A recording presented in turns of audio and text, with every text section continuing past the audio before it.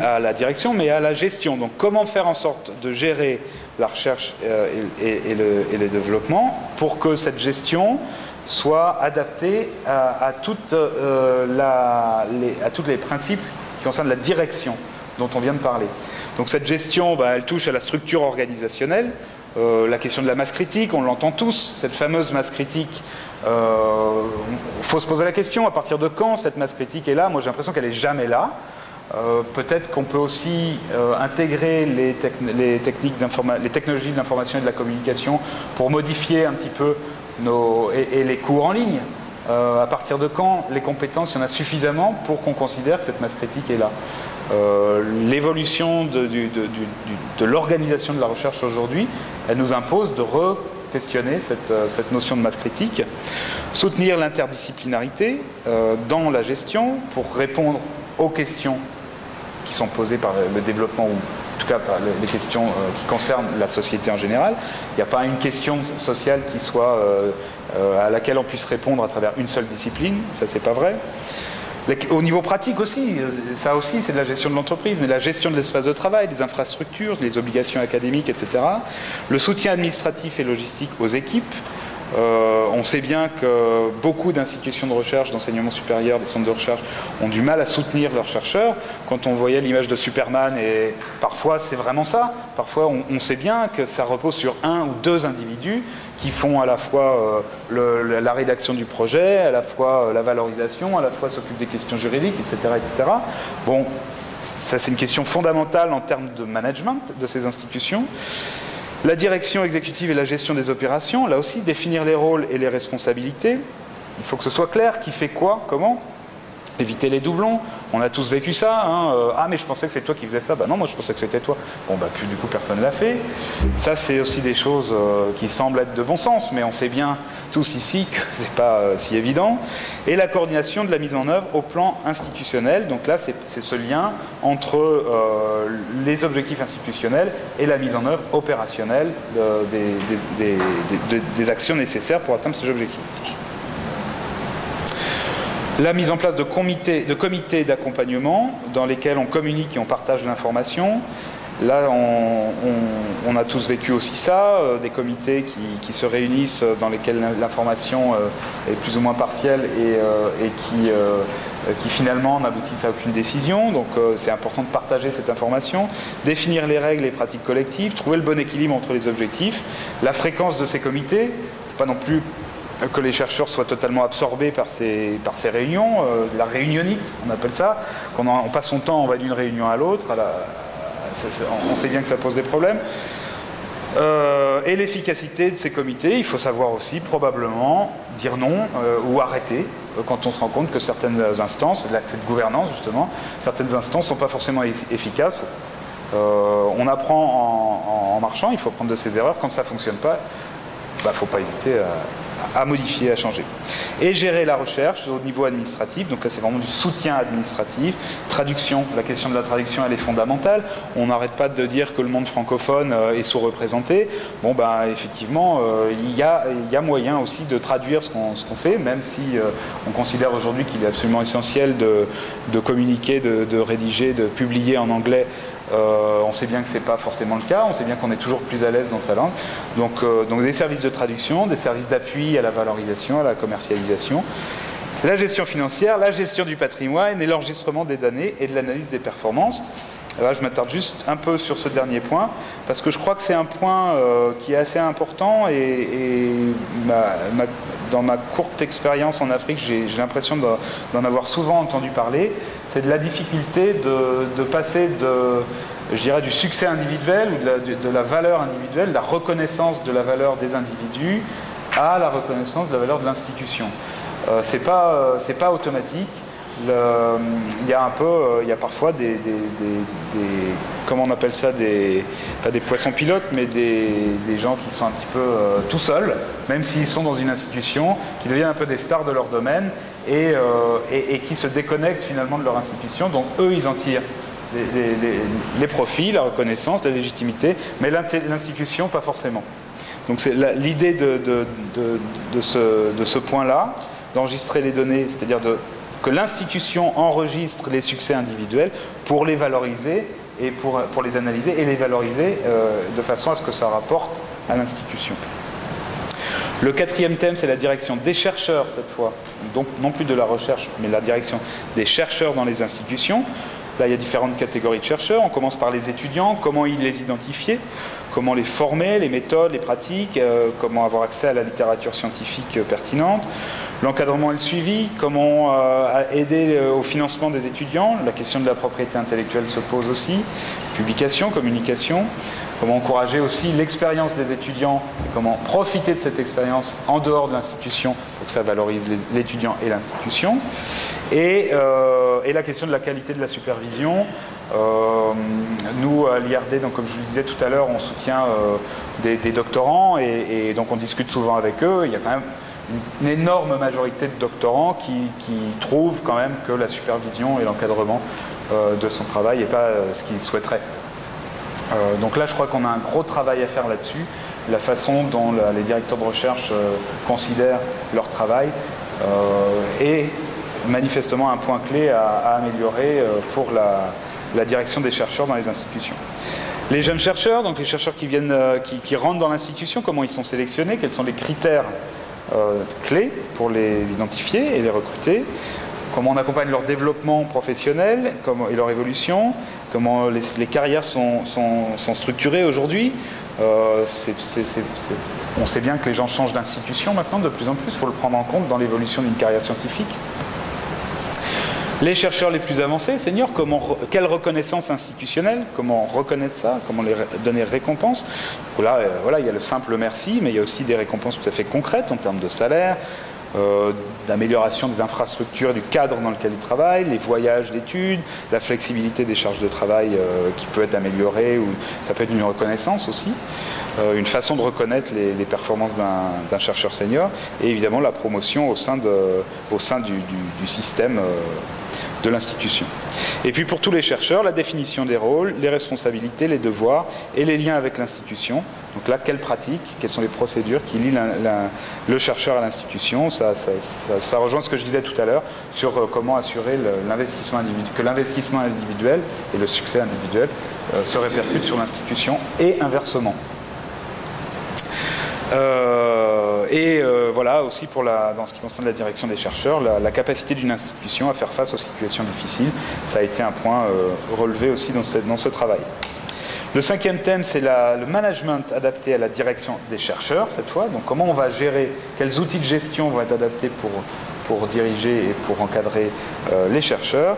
Donc la gestion des étudiants, la reconnaissance de leurs contributions, la définition des règles, de droits, de devoirs des étudiants. Les étudiants considèrent souvent qu'ils ont des droits, les devoirs, c'est pas forcément évident de les identifier. L'organisation de la supervision, du suivi de l'évaluation des étudiants. L'exercice de la pratique de la recherche, les étudiants doivent avoir accès doivent mettre la main à la pâte, comme on dit, pour apprendre, apprendre par la pratique. Gestion de la propriété intellectuelle, on en a parlé, mais quel système et quelle gestion va permettre de diriger et de prendre des décisions dans ce domaine-là, c'est de ça dont il s'agit. Et le soutien pour les voyages, pour les conférences, on le sait bien, l'apprentissage du métier de la recherche, ça passe aussi par ça. Pour beaucoup d'étudiants, c'est très compliqué et il y a assez peu d'opportunités qui se présentent dans ce domaine. On est dans de la gestion des ressources humaines, les fiches de poste, de la définition des objectifs, contractualisation, gestion des conflits, etc. etc. Comme dans n'importe quelle entreprise, les institutions d'enseignement supérieur et de recherche ne peuvent pas faire l'économie de travailler là-dessus. Et alors enfin, là j'ai l'impression que je vous assomme complètement avec tous ces défis qui se posent aux institutions, mais ce sont les résultats de cette étude. Donc on est dans un univers complexe, comme on l'a dit, d'où l'intérêt aussi de mettre en place des outils pour améliorer ces diagnostics. Alors le manager idéal dans la recherche, c'est qui? Alors c'est quelqu'un qui sait définir clairement les attentes pour tous et de façon réaliste, pas d'être totalement trop exigeant et de fixer des objectifs inatteignables pour les agents, qui mesure les performances, parce que pour mieux gérer, il faut mesurer. Quand on ne mesure pas, on n'a aucun élément de comparaison, on ne peut pas gérer. Utiliser un système rigoureux et transparent de promotion-récompense, donne du feedback. On fait des choses, c'est vrai que le manager il doit donner un petit retour sur ce qu'on a fait, si c'est bien, si c'est pas bien, pourquoi c'est pas bien, etc. Alors le manager idéal, il est juste, il est ouvert, il justifie ses décisions.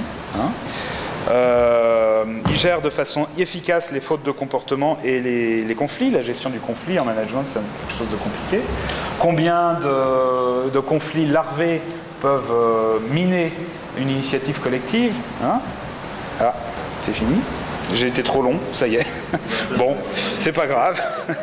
Donc, sur ces belles paroles, il n'y a plus de batterie, quoi. Bon, enfin, c'est pas grave. De toute façon, j'avais quasiment terminé. C'est dommage, j'avais une belle image d'un koala pour terminer. Mais en gros, voilà les résultats de cette typologie.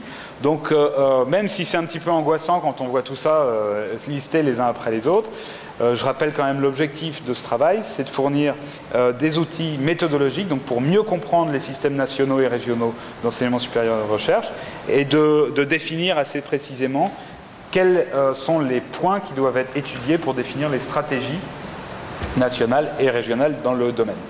Voilà, donc je vous remercie de votre attention, j'espère que ça n'a pas été trop pénible.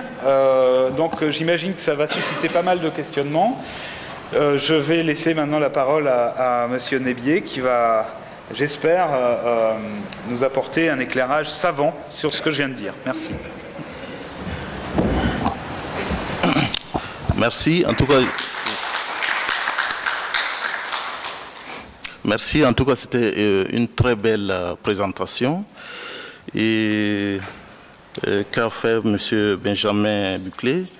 En fait, ça me ramène à réfléchir à ce qui avait été fait au Burkina lorsque le ministère de la Recherche scientifique a été créé en janvier 2011, puisque immédiatement, il y avait un gros problème au niveau du système national de la recherche, notamment le Centre national de la recherche scientifique et technologique. Et en ce moment, on a dû recruter un cabinet au niveau national pour faire tout le diagnostic, etc. En regardant tous ces différents points, j'avoue que c'est assez édifiant. Et donc, ça aurait permis de faire ressortir un certain nombre de choses parce que je pense que c'est une étude qui est vraiment très bien menée. Au départ, ça fait tout le diagnostic, ça permet de comprendre bien le système national de la recherche, mais aussi ça propose des outils pour améliorer ce système de gouvernance de la recherche. Bon, ce que moi je voudrais dire par rapport à ce très bel exposé, c'est qu'au niveau de tout ce qui est prévu, tout ce qui est présenté, je ne vois pas très bien ressortir tout le côté les aspects valorisation de la recherche. C'est vrai qu'on a parlé à un moment donné de la gestion de la propriété intellectuelle au niveau d'un certain thème, mais je pense qu'au niveau de nos systèmes nationaux de la recherche et d'enseignement supérieur, ce qui manque, c'est qu'en général, il n'y a pas de système, il n'y a pas de structure chargée de la valorisation des résultats de la recherche. Donc je pense que mettre quelque part gestion de la propriété intellectuelle sans que cette structure n'existe, je pense que ça va être un gros fossé. Donc à mon avis, c'est un truc très important. Et aussi, là où j'aimerais également discuter, c'est qu'au niveau de la gestion souvent de nos centres de recherche et de nos systèmes universitaires, très souvent la gestion financière est souvent très inadaptée à certains aspects de la recherche scientifique. Parce que nous avons certaines contraintes liées au rouage de la comptabilité publique, parce que c'est la plupart de la gestion, ou bien de la plupart des apports financiers sont liés aux apports du gouvernement. Et souvent, ces contraintes, ça fait de sorte qu'on arrive en fin d'année et on n'a pas pu consommer l'ensemble du budget qui a été mis à la disposition, alors que les besoins sont là. Donc ça fait vraiment un frein. Et bon, alors que certains apports de fonds étrangers font de telle sorte que ça ne suit pas tout à fait le même mécanisme, à ce moment on n'aura rien à réaliser. Donc il y a cette question de gestion financière qui peut souvent amener une certaine inefficacité, alors que c'est juste à des principes qui sont là, et peut-être que c'est de voir éventuellement comment avoir certaines dérogations, mais ça, il ne faut pas arriver souvent. Ensuite, le dernier point que je voulais discuter aussi, c'est le côté suivi-évaluation, parce que ça n'apparaît pas très bien dans tout ce truc, parce que l'un des gros problèmes aussi au niveau de nos systèmes d'enseignement et de recherche, c'est qu'on fait un certain nombre d'actions, mais au finish, il n'y a pas de suivi-évaluation, alors que ce suivi-évaluation, à mon avis, est très important pour permettre à chaque fois, ne serait-ce qu'en chaque fin d'année, de faire le suivi, évaluer et souvent de réorienter les choses. À mon avis, c'est un domaine aussi très important. Donc, voilà ce que j'avais à dire. Bon, ce que je proposerais pour peut-être, je ne sais pas si vous allez prendre la parole ou bien il faut inviter les gens à prendre la discussion collective. Voilà, donc je pense que ce que je propose comme orientation, c'est qu'on essaie de bien comprendre cette typologie qui a été présentée, poser un certain nombre de questions de compréhension, etc. Et ensuite, on pourra également intervenir, puisque, comme l'a dit, il y a 9 pays qui sont représentés ici, essayer de voir comment, par rapport au système qui est propre dans chacun des pays, qu'est-ce qui est bien, qu'est-ce qui n'est pas bien, peut-être que ça permettra, enfin, de dégager certaines pistes et pouvoir compléter un peu ce qui a été présenté. Donc voilà, je pense qu'on peut ouvrir les discussions. Donc la parole appartient à qui veut la prendre. Merci. Riche, mais quand je regarde avec ce que Ebrima tout à l'heure a eu comme présentation, je me dis que c'est deux présentations assez idylliques, permettez-moi du mot, parce que il faut nécessairement que nous essayions de ressortir ce qui pose problème en termes de recherche dans nos institutions. Alors, je suis des sciences sociales, puisque je suis économiste. Georges Kobou, je suis économiste. J'ai la chance de côtoyer beaucoup les universités de la sous-région et je vois un peu comment ces choses se font. D'ailleurs, premièrement, le contexte national. On est dans des universités où les enseignants sont dans l'ensemble assez pauvres. Disons-le, il ne faut pas qu'on se cache. Et que souvent la recherche sert de quoi? De revenu d'apprend. Ce n'est pas tellement de l'amour. Revenu d'apprend. Deuxièmement, la recherche sert à quoi? Ça sert également aussi pour avoir le déroulement de sa carrière. Il faut un certain nombre de papiers pour progresser dans la structure académique. Et ce sont ces deux exigences fortes qui vont conditionner un peu la recherche dans nos institutions. Alors, finalement, cette recherche, c'est une recherche, je ne veux pas entrer dans le fond même de la recherche, restons simplement un peu dans l'esprit. Qui fait la recherche dans ce cas-là? Ce sont les individus, hein, chacun se débrouille comme il peut pour faire de la recherche, ce n'est pas une recherche organisée, ce n'est pas une recherche institutionnelle.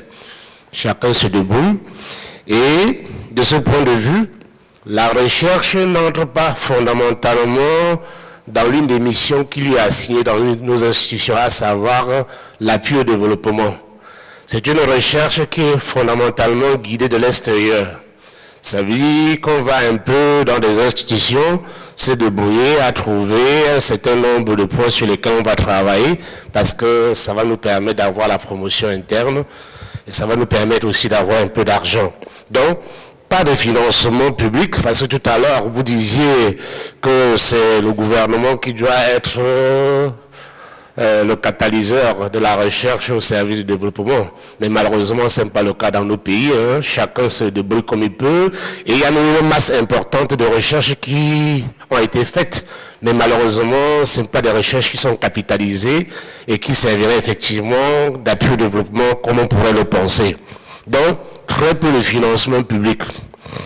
Par ailleurs, le pont attendu entre le privé et l'université n'existe pas. Parce qu'on aurait pu s'attendre dans ce contexte-là que le secteur privé vienne maintenant pour des soucis de recherche, financer la recherche à l'université, mais malheureusement, ce n'est pas le cas. Bon, ça renvoie aussi à quel type d'économie, hein, quelle est la texture économique, est-ce que finalement le privé a besoin d'aller dans nos institutions pour faire de la recherche? Ça, c'était notre point de vue. Donc, en quelque sorte, Je voudrais dire alors que pour me résumer, que le cas idyllique là, c'est très bien, mais peut-être que ça demande aux gens comme Ebrima ici qui sont dans les grosses structures de recherche d'avoir ce mode d'exigence parce que dans nos universités, ce n'est pas le cas. J'ai eu la chance de diriger une faculté pendant longtemps dans laquelle il y a certainement un gros centre de recherche, mais malheureusement, c'est quoi? C'est une association de chaque individu qui essaie d'arriver à trouver un financement quelque part pour venir s'y loger et faire ce qu'il peut pour remplir les deux exigences dont je parlais tout à l'heure, c'est-à-dire l'appoint pour les ressources et aussi peut-être quoi? Non, pas peut-être fondamentalement l'exigence de la promotion dans la carrière. Merci. Merci beaucoup. Juste, je réagis très vite. C'est plutôt cette typologie, elle a l'objectif de pointer les éléments qui doivent être observés. C'est évidemment pas une description de... Ou alors, si tout était réalisé, ce serait la description du système idéal d'enseignement, effectivement totalement idyllique. Mais là, vous venez de commencer à rentrer dans le diagnostic. Et effectivement, il y a énormément de points qui doivent être améliorés et qui sont listés là. C'est... Voilà. Je suis Mohamedou Maouloud Diakhaté de l'Université Gaston Berger. Je dirige un laboratoire qui s'appelle l'EDI, Dynamique territoriale et développement. Par ailleurs, je suis aussi co-directeur d'un laboratoire mixte avec de l'IRD qui s'appelle Patrimoine et territoire de l'eau. Mon laboratoire, si je puis l'exprimer ainsi, a un budget de 300 € par an. Juste suffisant pour acheter du café et on n'a aucun matériel. C'est-à-dire, vous nous appelez à être concret, je ne voudrais pas faire dans les grands discours. Et souvent, donc, on entre en compétition avec d'autres laboratoires pour chercher des financements, bien que nous ayons des plateformes qui nous permettent de nous lier avec des partenaires du Nord qui sont mieux outillés. Chaque fois que nous accédons à un marché où nous sommes sélectionnés,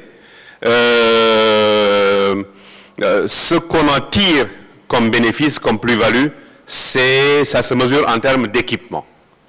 L'équipement des ordinateurs, des GPS, etc. etc. Jamais, si on ne fait pas une publication collective pour nous faire reconnaître, et c'est ce qui est extrêmement rare, jamais on accède aux revues de classe A, jamais on accède aux revues qui sont lues. Malheureusement, souvent c'est écrit en anglais, mais souvent aussi on est traduit.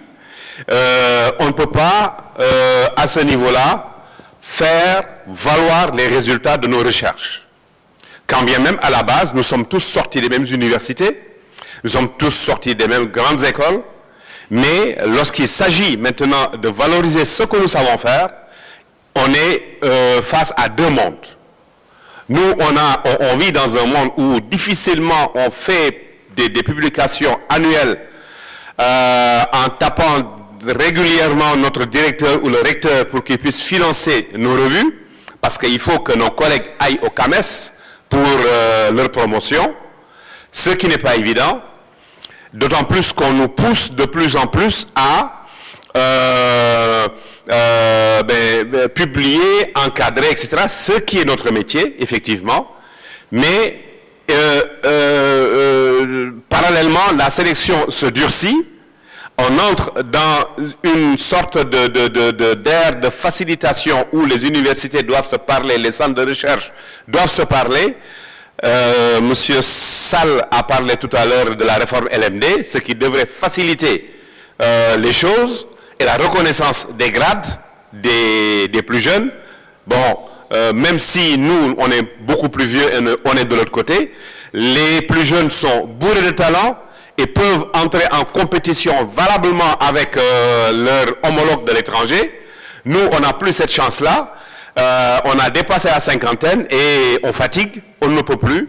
Et c'est nous, en fait, qui devenons les mandarins et qui mettons des goulets d'étranglement, en tout cas des murs, pour que ces jeunes-là puissent les franchir. Donc, on nous appelle à mieux de qualité, plus de qualité, mais dans le même temps, on met des contraintes qui sont extrêmement difficiles.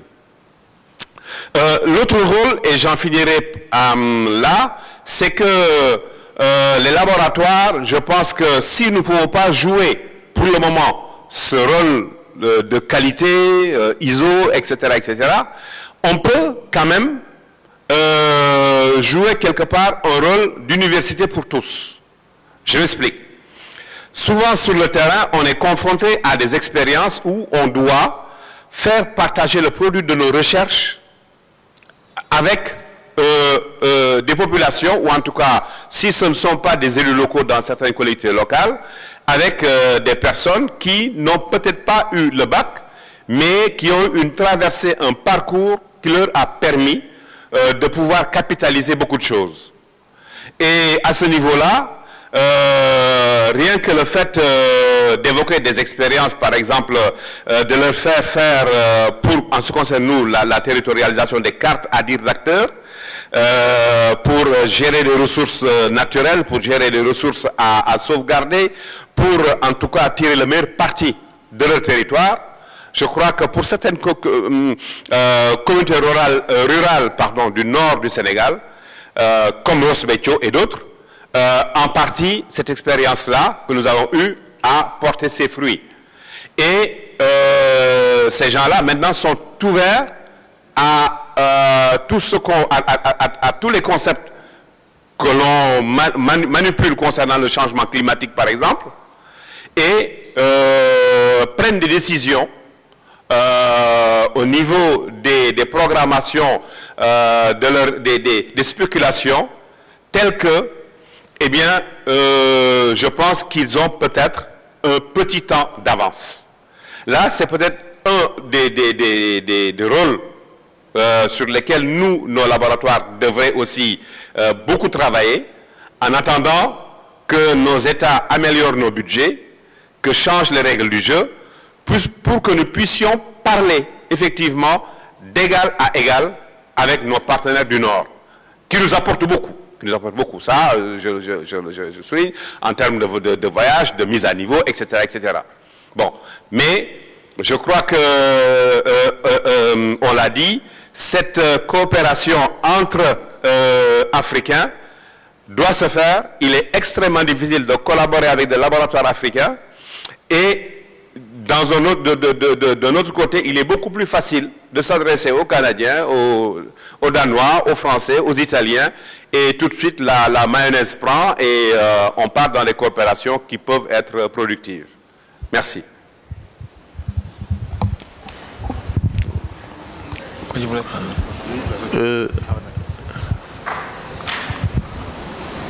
Ok. Oui, lui, il l'avait levé depuis. Donc, ensuite, il y a madame là-bas. Et ensuite, ça sera vous. Ok. Merci de me passer la parole. Je suis Oumarou Farouk Kouandou, de l'université de Ngaoundéré au Cameroun. Tout à l'heure, M. Benjamin a fait un exposé vraiment qui pourrait résoudre tous les problèmes. Mais dans la pratique, il y a des difficultés que nous rencontrons. Je fais partie de ce que M. Buclé appelle les jeunes chercheurs, je crois, exposés ici. Je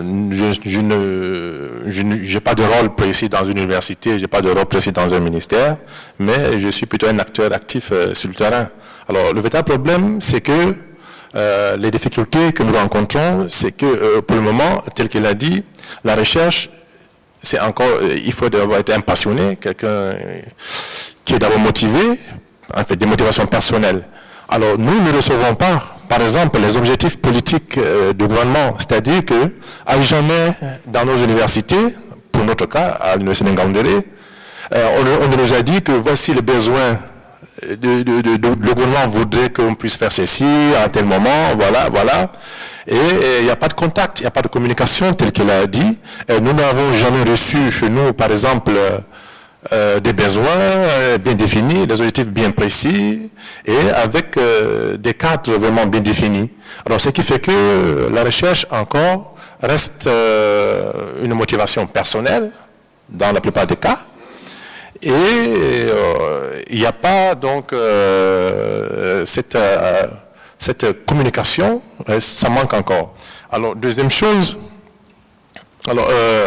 c'est que par rapport donc à cela, il y a déjà développé ici l'absence de laboratoire, de ceci, de cela, je ne veux pas revenir dessus, mais dans ce sens, dans le contexte de coopération entre les universités et les pays amis, à nos pays, c'est que ça reste encore dans le cadre de l'amitié, c'est-à-dire que je connais M. Buclé, il va m'aider avec dans son laboratoire là-bas, et puis on va faire ceci, on va faire cela. Il n'y a pas de plateforme, il n'y a pas des accords comme ça qui puissent établir, n'est-ce pas, ces liens, et vraiment officialiser les choses, pour que ça ne puisse pas être le contexte en fait amical entre les chercheurs. Et encore, nous avons besoin de l'équipement. Les jeunes chercheurs ont des difficultés. Des difficultés qui, n'est-ce pas, entrent dans un contexte plus difficile de compétition. N'est-ce pas, je dis comme ça parce que nous avons eu la chance d'avoir un projet de l'Agence universitaire de la francophonie et que nous dirigeons encore maintenant, que nous réalisons. Et nous sentons que nous avons fait, on communique beaucoup, mais les gens ne sont pas encore attirés parce que nous faisons dans un domaine un peu plus, pas très déjà vulgarisé, c'est la métallogénie, la pétrologie, la métallogénie, enfin la pétrologie, la géochimie adaptée appliquée à la métallogénie. Alors, nous savons tous que nos pays sont bien dotés naturellement de ressources et que dans des pays où ces ressources sont tellement bien visibles et il ne manque pas de conflits, je dis conflits de guerre entre autres, et ce qui fait que le gouvernement n'a pas encore compris que nous devons, n'est-ce pas, axer nos politiques dans, n'est-ce pas, l'exploitation de cela et que tout ceci passe par l'université. Alors, si nous faisons de la recherche pour la recherche, c'est vrai que c'est la recherche pour le développement, tel qu'il est exposé. Alors, je voudrais dire que cette recherche reste encore au stade de la recherche, un peu pour la recherche.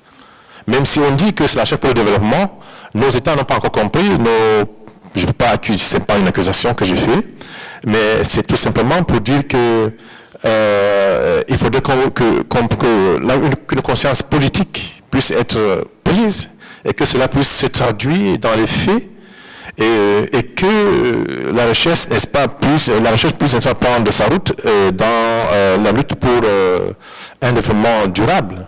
Donc, donc, ce sont ces difficultés auxquelles nous sommes confrontés et que nous voudrions que peut-être ici, cela puisse être un peu recadré. Merci beaucoup. Oh, ok, merci. Il nous reste encore 10 minutes, paraît-il. Donc, soyez bref et précis. Merci beaucoup. Je vais essayer d'être très brève et très précise. Aminata Diaw, je suis au Collège SRIA. Je voudrais juste revenir sur la présentation et je crois que les différentes interventions sont éloquentes de ce point de vue pour pointer, à mon avis, peut-être ce qui manque. Parce que la question que je me pose, c'est est-ce que c'est suffisant? Est-ce que ces compétences et ces connaissances sont suffisantes à elles seules pour diriger la recherche? Et je crois que ce qui a été pointé ici par les différentes interventions, c'est justement le contexte dans lequel se déroule cette recherche et qui impose à cette même recherche des contraintes qui sont absolument gigantesques. Et je crois que vers la fin de votre exposé, je crois que c'est le thème 6 ou quelque chose comme ça, vous avez parlé de manager idéal.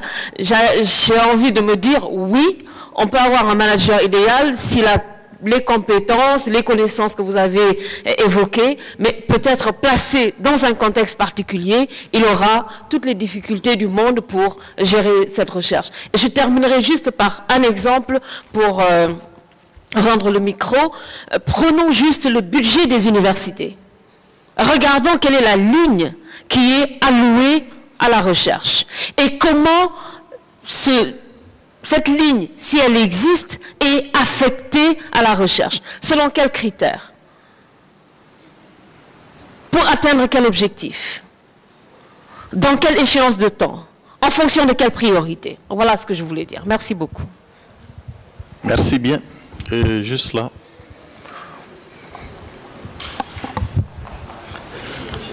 Merci.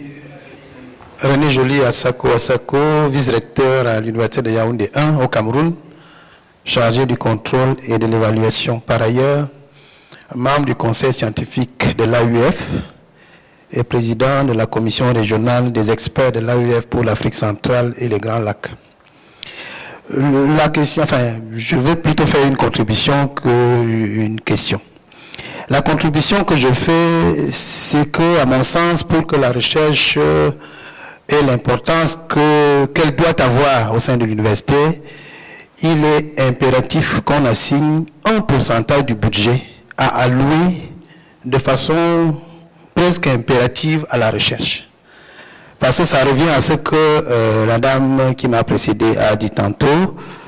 On se rend compte que, j'aurai l'occasion d'en parler lors de mon exposé, que la part du budget consacré à la recherche ne vaut presque rien par rapport à ce qui est attendu.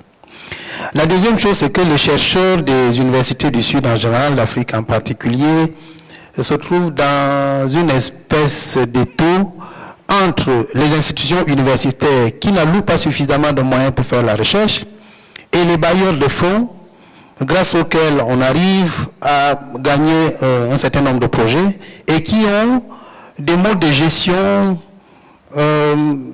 assez difficiles quand même à appréhender.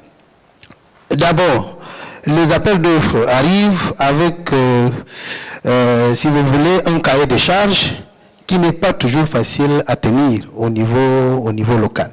Je prends par exemple une jeune équipe qui vient de se constituer, qui a une idée géniale, qui gagne un projet, mais à qui on dit, vous ne pouvez allouer à l'équipement de votre laboratoire que 2 à 3% du budget.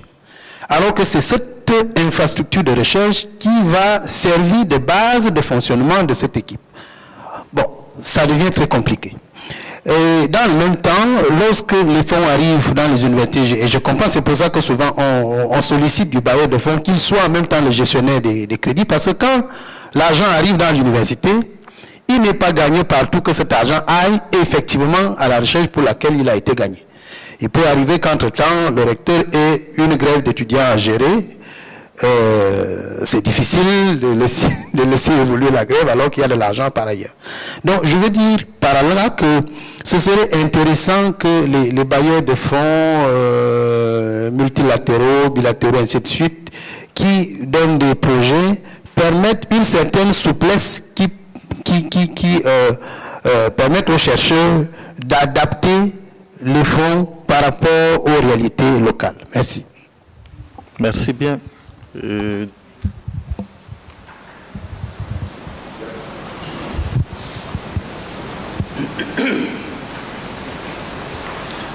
Cette invitation, je suis Bilgo Ablacé, je suis le coordinateur régional du projet GEVAL Sécurité Alimentaire en Afrique de l'Ouest et aussi expert en changement climatique du centre régional Agrimet du CILS. Je voulais juste peut-être aborder juste un premier point. Ce qui semble manquer dans l'exposé ici, qui n'est pas clairement apparu, c'est les problèmes d'opportunité. C'est-à-dire, on a listé par exemple effectivement tous les défis, toutes les limites, mais aussi il faut présenter les opportunités actuelles en termes par exemple de réseautage dans le cadre de la recherche et des enseignements, comme les réseaux avec le FARA, avec l'université panafricaine en cours de création, et le CORAF et bien d'autres institutions. Maintenant, concernant donc les problèmes qui sont abordés là, Je vais juste relater les conclusions de certaines activités de GEVAL qui ont été organisées et qui permettent peut-être de mieux documenter la pertinence en fait de cette étude. Je prendrai le cas du premier forum qui s'est tenu au Burkina en 2010, qui portait sur les politiques de financement de la recherche et les stratégies de valorisation des résultats. Bon, il est apparu clairement, comme l'a dit le SG du ministère de la Recherche au Burkina, qu'il y a des problèmes de valorisation des résultats de recherche. Les États n'ont pas mis en place des mécanismes efficients pour permettre, par exemple, aux fiches techniques de la recherche scientifique d'être effectivement mises en œuvre sur le terrain pour contribuer au développement même des pays. Des fois, ces institutions existent sous une certaine forme, parce qu'on les a créées en Conseil des ministres, mais dans la pratique, elles ne jouent pas de grand rôle. Je prendrai le cas du Burkina où on a l'Agence nationale de valorisation des résultats de la recherche qui existe. Mais il y a le ministère de l'Agriculture aussi qui est là, mais malheureusement, on voit que ce qui est pour la recherche passe difficilement. Soyez bref, il reste quelques minutes, alors okay. Il y a deux intervenants. Pour être encore plus bref, il y a aussi le problème d'instabilité institutionnelle. Vous avez le problème d'ancrage des institutions de recherche. Donc, d'un pays à l'autre, on voit que cela varie beaucoup. Et pour le problème d'instabilité, il y a des directeurs généraux qui peuvent être nommés pour même moins d'un an ou 2 ans, ou qui n'arrivent même pas à mettre en place une certaine de perspective, même leur plan d'opération. Et je termine par les problèmes de financement. Alors, il y a un problème de financement parce que souvent, nous n'avons pas la capacité à cofinancer nos actions. Vous savez qu'un bailleur de fonds ne finance pas à 100%. Le bailleur de fonds, par exemple l'Union européenne, vous demande de cofinancer à 10, à 15 ou à 25%. Donc, il faut que les États puissent assurer ce cofinancement-là pour accompagner les équipes au montage des projets. Et si le projet est financé, le problème de gestion est réellement un vrai problème. Parce qu'il y a des institutions qui bénéficient de gros financements, 1 million d'euros, 3 millions d'euros, etc., mais qui n'arrivent pas à consommer ces fonds, qui n'arrivent pas à présenter des rapports qui sont validés par les auditeurs. Et cela discrédite ces institutions au niveau international et ne les permet pas donc de se repositionner pour des fonds futurs. Ok, merci. Monsieur Bilgou, donc il y a 2 derniers doigts avant qu'on arrête. Merci. Alors, on a parlé dans le diagnostic, il a parlé de la vision. Effectivement, il y a dans la plupart de nos pays, il y a toujours un semblant de vision en matière de recherche. Mais là où se pose le problème, c'est que la vision n'est souvent pas suivie dans les faits. C'est réellement ça. Ou du moins, quand je parle du pays du Bénin, nous avons des axes stratégiques liés à la vision, des axes stratégiques compte tenu de la vision liés à la recherche et puis à l'enseignement supérieur. Mais dans les faits, il y a toujours, c'est pas souvent suivi. Alors, pour ce qui concerne certains pays, comme le Burkina Faso, eh bien, il a été créé, par exemple, après plusieurs réflexions, plusieurs études, avec des problèmes qu'ils avaient, il a été créé un ministère chargé de la recherche, à part entière. Je crois, il y a un ministère chargé de la recherche, carrément, qui n'est pas mêlé à l'enseignement supérieur. Parce que là où se pose le problème, comme madame l'a dit tout à l'heure, eh bien, l'enseignement supérieur prend souvent le pas sur la recherche. Il suffit qu'il y ait un petit problème, soulèvement d'étudiants de grève, eh bien, on rafle tous les sous pour pouvoir régler ce problème-là. La recherche est mise de côté. Il suffit que les enseignants se soulèvent, eh bien, on s'occupe d'eux. Les chercheurs, ils peuvent se mettre à gréver, ils peuvent se mettre dans la rue et bloquer tout, personne ne va les regarder. Est-ce que vous voyez? Donc c'est ça, les réalités. Et on met tout dans l'enseignement supérieur et la recherche est reléguée au dernier rang. Bon, lorsqu'on parle de la recherche, il faut effectivement distinguer 2 composantes. Il y a la composante recherche proprement dite et son équipe, les chercheurs. Et ensuite, il y a la valorisation des résultats de recherche.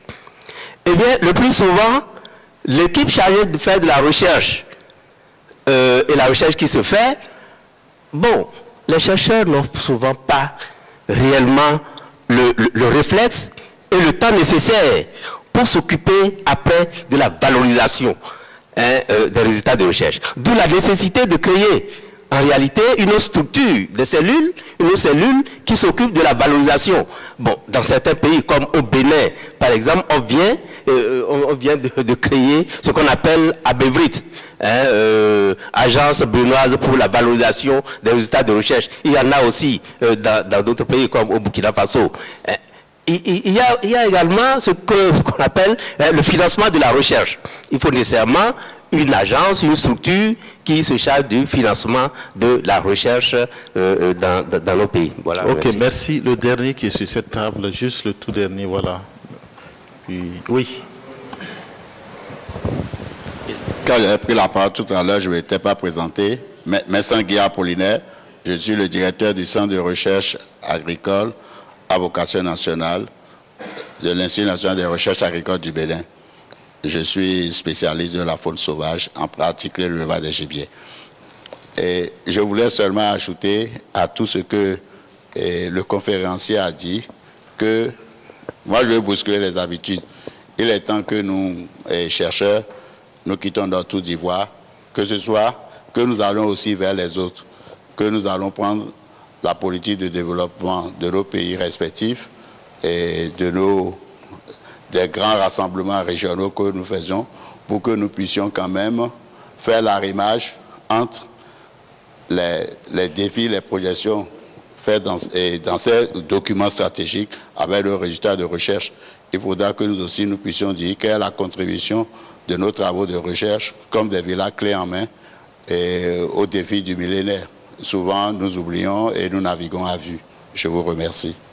Merci bien. Donc, je pense qu'on est coincé par le temps. Ok, allez-y, allez-y. On m'autorise. Oui, ça va. Je suis le professeur Zorobi de la Côte d'Ivoire. Je suis directeur du laboratoire de génétique à l'université Nangui-Abrogwa, ex-Abobo-Ayamé. Je suis membre du comité d'experts de la Banque mondiale pour l'évaluation des projets d'installation des centres d'excellence.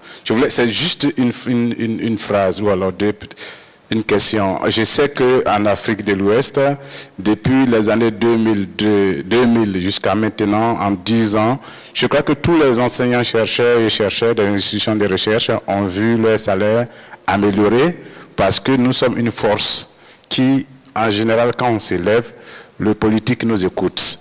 Mais quand on va vers le politique, négocier nos salaires, on s'est dit, on arrive à les convaincre du fait qu'il faut qu'on soit vraiment bien payé pour mener la recherche. Pourquoi est-ce qu'on ne ferait pas cette démarche-là cette fois-ci pour que la condition des recherches en tant que telle soit changée? Parce qu'on en est capable quand on s'élève. Pourquoi est-ce qu'on ne lutterait pas pour que on fasse évoluer les choses du côté des recherches, surtout que notre promotion dépend de notre prestation au CAMES par exemple. Nous devons plus démontrer que nous sommes en train de faire de la recherche, que nous sommes en train de faire de la formation pour pouvoir avoir la promotion académique. Merci. Ok, merci bien. Donc je donne la parole à Benjamin, ensuite je vais vous faire un petit résumé. Non, moi j'ai rien d'autre à ajouter, si ce n'est que j'aimerais bien qu'on ne prenne pas de retard dès maintenant. Donc l'idée c'était vraiment d'ouvrir la parole et de vous écouter, donc on note tout ça. Il n'y a pas de vocation normative dans tout ce qui a été présenté, c'est vraiment une grille d'analyse des questions qui se posent quand on s'intéresse au système d'enseignement supérieur de recherche et d'innovation. Et c'est très intéressant d'avoir votre regard sur ce qui a été présenté. Tous ces documents doivent être sur la clé USB que vous avez reçue, alors que vous allez recevoir. Voilà. Cette typologie, si je ne me trompe pas, elle est en anglais, mais enfin je pense que la majorité d'entre vous pourront la lire. Et il y a par contre un document qui a été sorti de l'ensemble du programme, qui est une note d'orientation méthodologique, qui elle est en français et qui peut être donc diffusée plus largement dans vos communautés scientifiques respectives. Voilà. Ok, merci bien. Donc, juste avant de résumer, je voudrais dire à Bilgo Ablassé que le secrétaire général du ministère de la Recherche est juste en face de lui, et ce n'est pas moi le secrétaire général. Donc, il ne faut pas me faire taper sur les doigts. D'accord, donc juste pour résumer très rapidement en quelques minutes, donc suite à la présentation de Dr Benjamin sur la typologie, donc il ressort à travers tout ce qu'il y a eu comme débat que ça permet très bien de faire ressortir, en tout cas de bien connaître le système qui est mis en place. Seulement, à travers toutes les interventions que nous avons reçues, il est bien vrai qu'il y a énormément de problèmes au sein de nos pays. Parce que dans cette typologie, ça ne rentre pas, ça ne fait pas le diagnostic des problèmes réels, mais il ressort qu'il y a un certain nombre de problèmes. Donc aussi idéal que cette typologie permet de décrire le manager type, le manager idéal, si l'environnement n'est pas favorable, ce manager idéal ne pourra pas remplir son rôle. Donc, ce que ça veut dire, donc, à travers nos pays, il est bien vrai qu'il y a souvent des politiques nationales qui sont là, il y a souvent des visions, mais il y a une difficulté à pouvoir mobiliser les pouvoirs publics, mobiliser le privé pour aller dans le sens qu'on voudrait donner à nos actions de recherche pour le développement. Donc c'est surtout ça le problème. Et au niveau de nos différents pays, il y a quand même certaines disparités. Dans certains pays, il y a des lois d'orientation, il y a des politiques nationales, dans d'autres, il n'y en a pas. Il y a des systèmes de financement compétitif, dans d'autres, il n'y en a pas. Donc c'est vrai que cette typologie, elle est très bien, mais si l'environnement ne le permet pas, on va décrire quelque chose, mais malheureusement, le manager idéal ne pourra pas remplir son rôle. Donc merci bien pour votre attention.